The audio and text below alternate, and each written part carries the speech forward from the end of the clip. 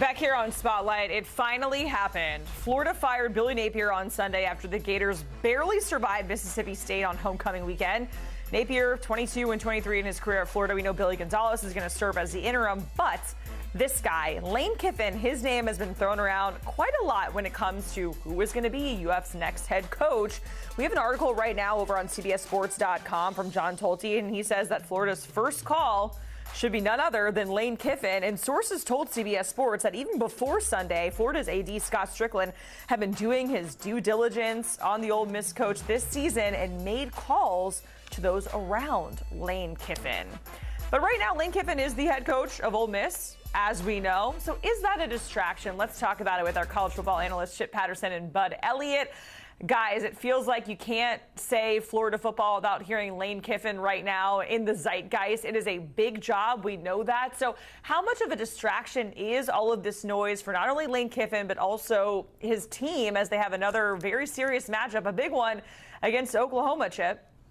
I think it is more for the team than it is for Lane Kiffin. I am not concerned with Lane Kiffin. This is not the first time that we have seen Lane Kiffin be connected to other jobs.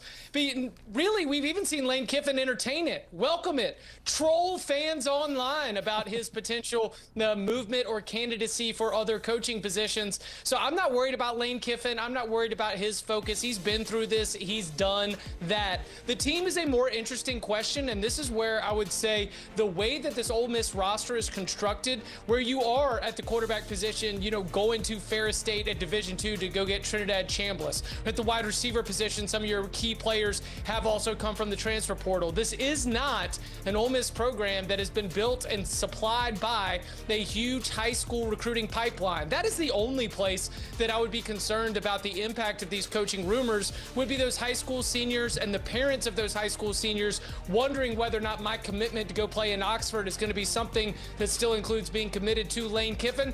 But even in the modern transfer portal era, that might not even matter as much. So is it a distraction to the pundits who are trying to talk about Ole Miss while also trying to wonder about Lane Kiffin's future? 100%, Jacqueline. But you're a professional. Bud's a professional. I claim to be a professional. I think we can do this. I say less of a distraction when it comes to the actual preparation for football. I think Chip pretty much nailed it. The only thing I would add is that in the modern era, a lot of these teams right now are currently working on extensions of the rev share contracts for players that are on their current roster. So again, as far as it being a distraction to your current players, am I going to sign up for 2 more years of Ole Miss if I'm currently a freshman there in Oxford if I don't know if Lane Kiffin is going to be the coach of Ole Miss going forward? I don't know. Like maybe that impacts it. Maybe the money's so good and like the program's so good that I just don't care. Okay, let's get back to their game at hand because it's yet another ranked on ranked SEC matchup as Ole Miss hits the road to take on Oklahoma. So, Chip, plenty of storylines out there, but what's the main one that sticks out to you? Oh, the main one for me is going to be just about the balance that we have with this Ole Miss offense, because Trinidad Chambliss is obviously a very gifted playmaker, and they have been able to, I think, create more versatile options at the pass catching positions. But daggum, they can run the football. And that was a little bit of a weakness for this Ole Miss team last year that I think ended up dooming them in some of their upset losses coming down the stretch. I think that the way that Kewan Lacey is driving the bus here is something that has really been noticeable for me in terms of ways that Ole Miss can win different kind of football games.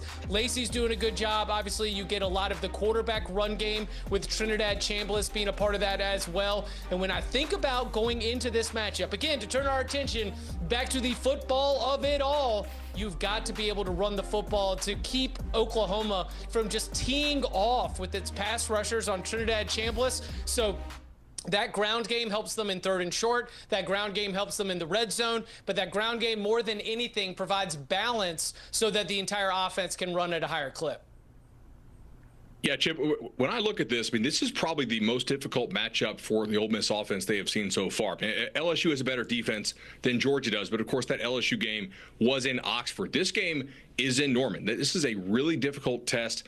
I think if you're the Ole Miss offensive line, it's really time, to step up here and make sure that Chambliss has time to throw. And Oklahoma has pretty nice cover guys. I think they should be able to cover these Ole Miss receivers. So the plan probably looks a lot like what it was against LSU. Can we score in the mid-20s? Can we, I think they would take the high 20s today all day and take it to the bank if you offered it to them. But Brent Venables is an elite defensive play caller. Oklahoma is totally loaded on defense. This is going to be difficult.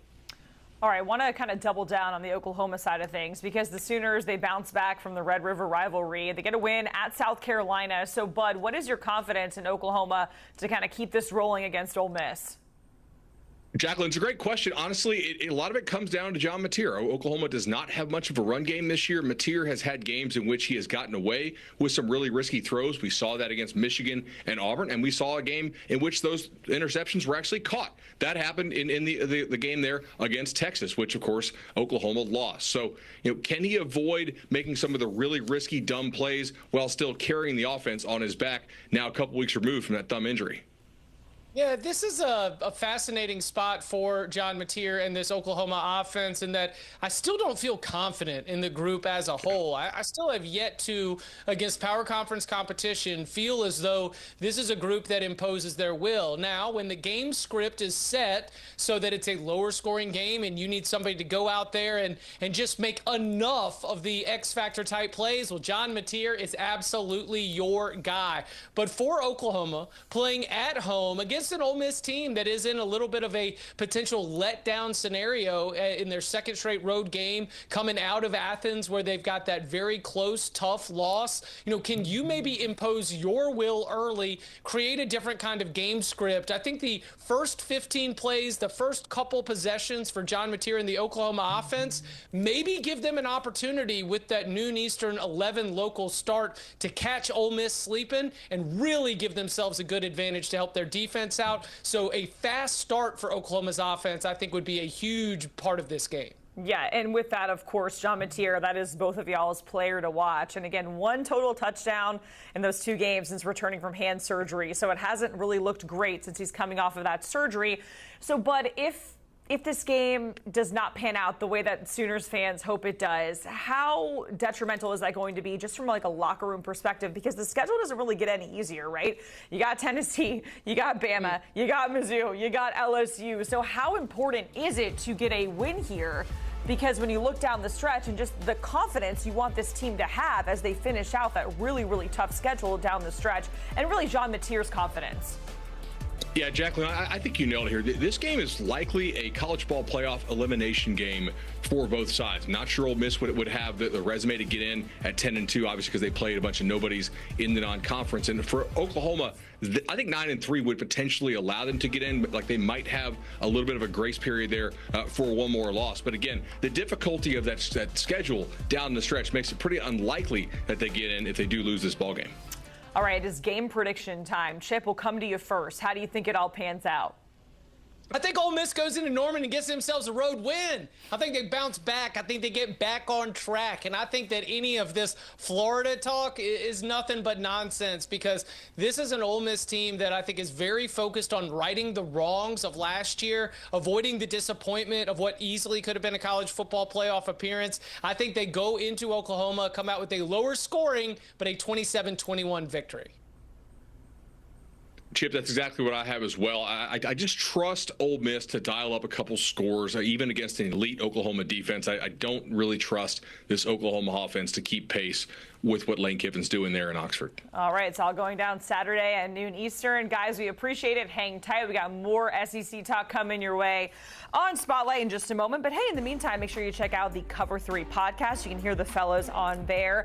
I've been told I need to go back and listen because they may have to issue a statement in regards to my fandom for Florida football versus Florida basketball. So TBD on that. But there is an Upon Further Review episode that is in your feed right now. You can watch by scanning that QR code on your screen. We'll be right back here after the break.